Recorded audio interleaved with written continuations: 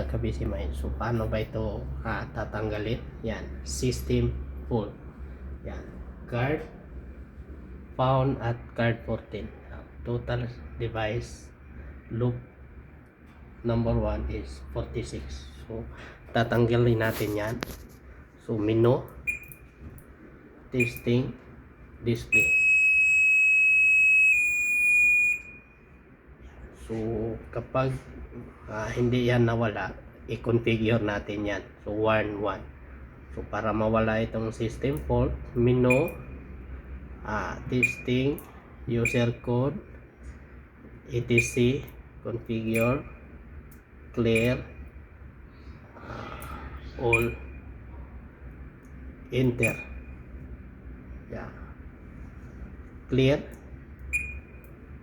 So para mawala ito, quit natin. Display setting.